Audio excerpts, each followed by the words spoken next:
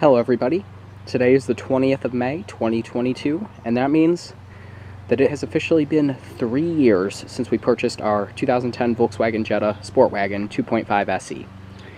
This is going to be a 3-year review and update on this car. Before I get started, I would like to mention I've had a head cold for the past few days, so if my voice is a little bit nasally and congested, that is the reason why. With that said, let's get on with the tour. Start with a walk around here. Again, we purchased this car on the 20th of May, 2019. This is the mid-level SE model in white. You can see here it's riding on BF Goodrich tires. These are 205/55 R16, so 16 inches. Got these tires, I believe, in 2019 when we bought the car, if not a little later. I do like this car in white. I'm not normally a fan of white cars, but I do like this one. Come around to the back, dual exhaust. This is the gas version.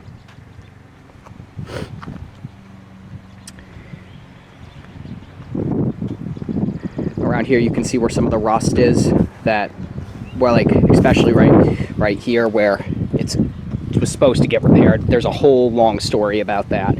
I'll put it in a playlist in the card right now. This has been like this since we bought the car. It's probably just from sun fading, but we're not worried about it. It's always been like that. Here's where the rust is really bad. This is just dirt, don't mind that, but this is where the rust is real bad. There's the tires. Again, 205/55 R16s by BF Goodrich. All right, let's get on with the tour. There's the key tag. We have both of the original keys. You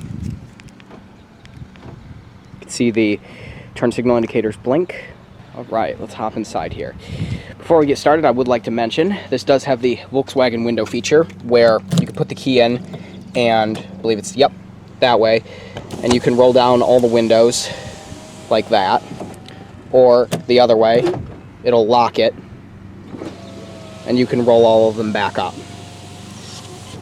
Volkswagen's done that forever.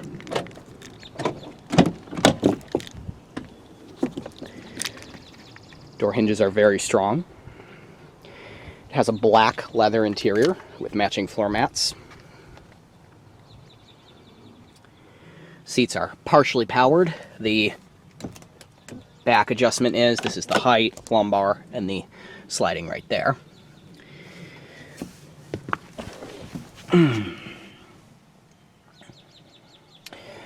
This currently has 138,439 miles. We purchased it with, I believe, 110,000.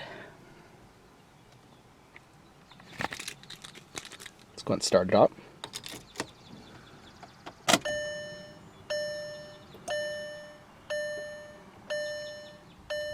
And here we go. It might take a second because it's on a hill.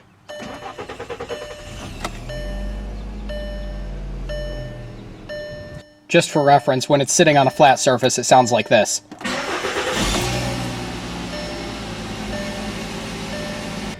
It has a, I think the fuel pump might be gravity fed on this because it always, when it's parked on a hill, it always takes a minute to start. And here we go. Anyways, we'll go ahead and turn on the headlights, the hazards. Roll down the driver's side window. All the windows are fully automatic down and up. And we will take a look at the lights. Mirror indicators there. Halogen headlamps.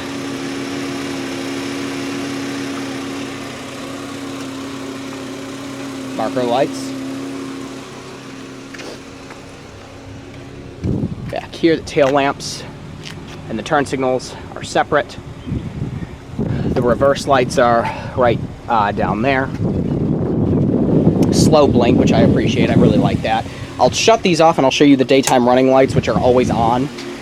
This car has, like I said, they're always on daytime running lights. Basically, it's just the high beams come on at a reduced brightness for daytime running lights. I do wish you could turn those off, but at least they're not too obnoxious. And then the brights, which are what you just saw.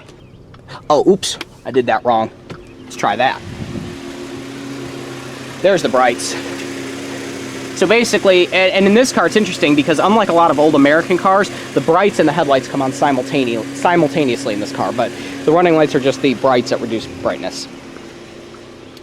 So we'll pop the hood here.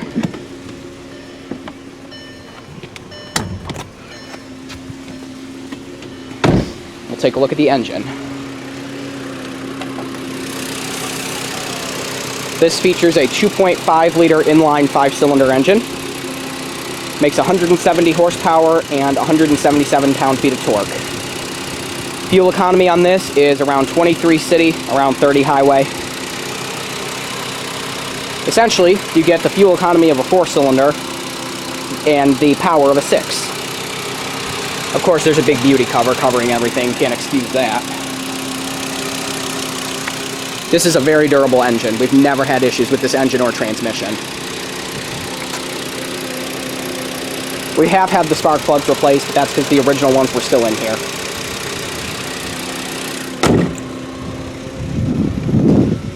Let's go inside.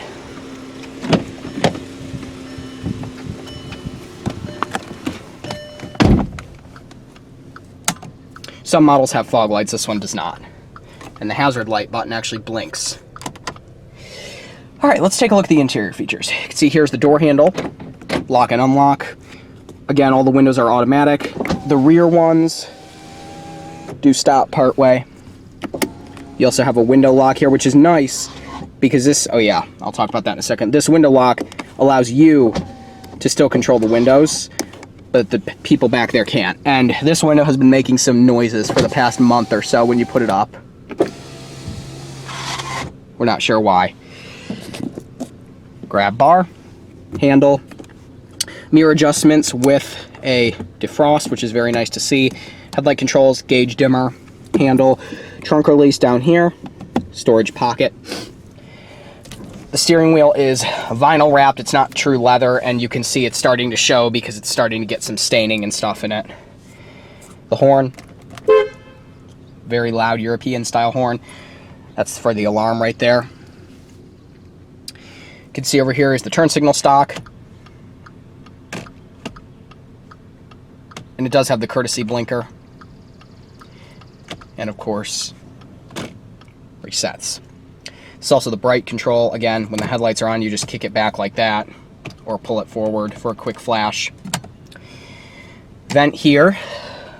This is also where you control the cruise control. You turn it on like this and then adjust it with increments like this, and then you can cancel it there or turn it off. This button is the timer adjustment, or the clock rather. You can see the windshield wiper controls over here. The wipers also have a service position. When you turn the key off, you can press this and they'll stay up. As you can see here, all you have to do for the service position is turn it to the run position just like so, and then shut it off, and then just hit the mist button on the wipers. And now they're up in the service position. And now you can work on them or replace them easier. Then to put them back down, just turn it to run and hit mist again. Ignition down there.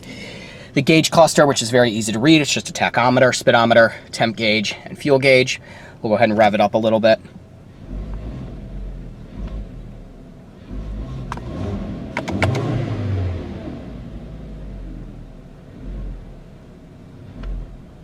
It's a very bassy sounding engine. It sounds very nice. Using this little stalk here, you can control what the screen reads. So like we tend to leave it on fuel economy, but there's a different one. You've got range, very good gas mileage as you can see, especially because we just filled up. The route, the speed, actual speedometer, speed warning, which we've never used, and then travel time, which is how long the vehicle's been running for. And we're back to consumption. It also has a nice temperature readout down there. Interestingly enough, that little light right here is actually telling you that you cannot shift without pressing the brake pedal. That's always on. So like when I press the brakes, it goes off. It's very weird that that's there. Like I think most people would know by 2010, you know, you can't shift unless you have the brake on. Gas and brake down there. Very big gas pedal. I appreciate that. Speaking of the shifter, this model has the 5-speed automatic with the sport mode and the wonderful Tiptronic over here, which you can see it doesn't let you go out of 1 or 2. I like the shifter. It's very comfortable to grab. They also offered a 6-speed automatic and a manual. This is just the 5-speed. Change storage down there, as well as a cigarette lighter, traction control off, and blank switches. What would a German car be without? This is not wood, this is cheap plastic. Parking brake down here, which you can see illuminates there, and it actually turns off the daytime running lights when you have that on, which is interesting. 2 cup holders of different sizes. Center console, which has some stuff in it. It's very small, and it does have an aux jack right there. However, because this model, also you can raise this and bring it out.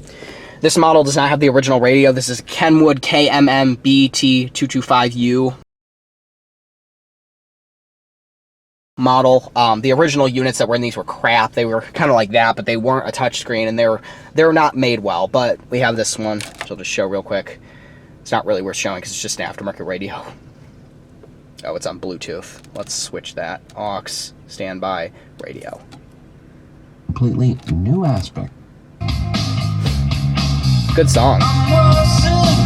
The sound system is very good for the speakers. It's a very good sound system in this car, and you can see it's just, you know, just a radio. It was a doubled in unit, and they put a singled in, and so that's why there's this gap here, and then the little speaker for the Bluetooth. All of this up here was also for the original head unit. It doesn't do anything. Glasses case, map lights, and the lights on, which you can also turn on the rear light. Yeah. Much better sound system than my car. And of course, it's got Bluetooth and aux and whatever. Mirror right here, it's pretty big. It dims, although this little thing is obstructing it, so it's going to be hard to dim. The visors, which are good size, small but easy. And they also swing out here, although they do feel a little cheap. That could use some oil. The vents, you can see the climate control system down here. It's very easy to operate. You just select where you want it, which is a little dial. So if you want both upper and lower, you just sort of hit it right here. 3-stage heated seats for driver and passenger. And this thing blasts. It's very loud. And then if you want AC, you hit AC here. I'll go ahead and close the window so we can demonstrate that. Got recirc right here and a rear defroster, and then the modes. But the AC in this car is very good. Passenger airbag off light, it's weight sensor. And in here's the glove box, which is locking, and this just has a bunch of stuff, including the manual, which is on a shelf. This thing has an absolute crap load of literature with it. But it is nice that they put it on a shelf in there. And yeah, that's pretty much all there is to show up here. I guess you can show this. The steering wheel is tilting and telescoping. We tend to leave it about right there. I like to firmly grab it to make sure it's up there. Oh yeah, you can see right there is the rear wiper, which is nice to have. Anyways, let's go ahead and shut it down here.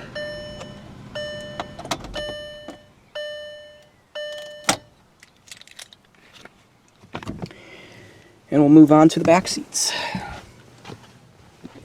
Adjustable seat belts as well. They're kind of hard to do. For a compact car, the back seats are about what you would expect. This front seat here is positioned where I would sit, and that seat is all the way back. And you can see when I sit in here in the position where I tend to sit, I'm 5'8", and I got plenty of room. I can lie down. This seat is almost all the way back here. This seat is all the way back, and there's some less room there. You can see this is broken. It's always been like that. The hump in the middle. Lights. Heavy door. And you can't lock it when it's open, which is nice. I'll show you here. There's a seat back pocket, and then the seat belt again. Come back here and I'll show you. Flip that over. These seats fold down like that. This does not come up. Oh yeah, it does. Never mind. Don't listen to me. You can put it up like this, and then if the headrest wasn't there, you could put it down all the way. So it's like a Honda. You can get you could actually get these things all the way up and back. Sorry, I needed both hands for that. And then this, which it's got like a weird locker. You got to lift up on it, then it comes out. Cup holders here. If you pull this, you get a pass through. And it goes back. The seats do not recline, unfortunately, but they're not really that uncomfortable, to be honest. To open the trunk, you can open it right here, or you can press the button and hold it on the key fob. Sorry, I don't know what you can see because I can't see the camera. It doesn't actually open it. It does unlock it, and then it puts it sort of in the ajar position. You still got to do the work of opening it, though. And as you can see, very big trunk. This is why wagons rule. Car driving position with excellent storage. This is a little Velcro thing. You can toss it wherever. And there's some light bulbs and stuff back here. Don't mind the toilet paper. This is the cargo protection system. There's the floor mats, the original ones, and then there's the little, there it is. It doesn't stop. And then you go under here, and there's the spare tire, which is, believe it or not, a full-size spare tire. It is a Turanza. I don't know what those are, but it is a full-size spare tire, which is very nice to see, to be honest. Most cars this class, hell, most new cars don't even have that. This trim piece here, we got it from the junkyard. We were gonna try and put it here, but it's a different finish, so we sort of just have it now. And then storage there and everything, and you can pull this down for extra storage. And then there's this little cargo hook. Another 12-volt outlet. There's a light right there. You can pull this out. It's removable, but it's hard to do as a cargo shelf. There's defrosters for the rear windows, which are nice. Also a very wide opening, I will say, for a wagon. This thing has more trunk space than my mother's RAV4 does. Fuel door here, which is locking. I think this is a 14-gallon fuel tank. Takes unleaded. Interestingly enough, it's also a locking one. However, when you unlock the driver's door, it unlocks. So that's very cool. This seat is all the way back, so you can see here when you get in, being 5'8", not as much room. My knees are pretty much up against the back of the seat. So if you're over 5'8", I don't know if I could recommend for the back seat there. Unless you sit, you know, in a more average position. Most people don't sit all the way back.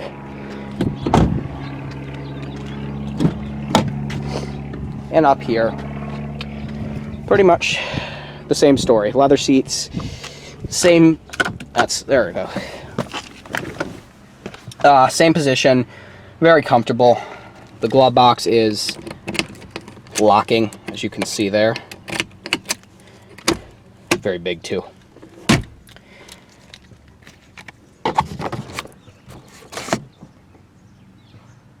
I'm sorry if this video quality is not the best. It's very hard for me to see the camera screen because of how dark it is. There's no adjustment. Go Canon.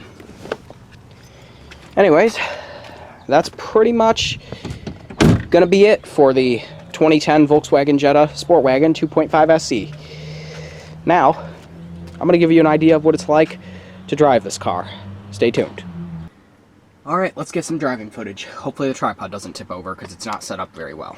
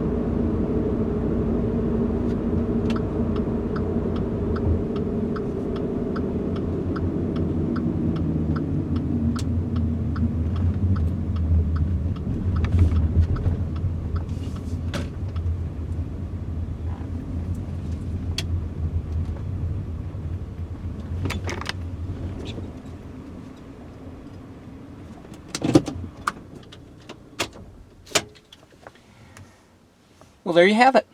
That is a test drive of the 2010 Volkswagen Jetta SportWagen 2.5 SE. Thank you for watching. Feel free to subscribe and click like if you like what you see, and follow me on the web, wix.com/theelevatorworld/fans. Bye-bye.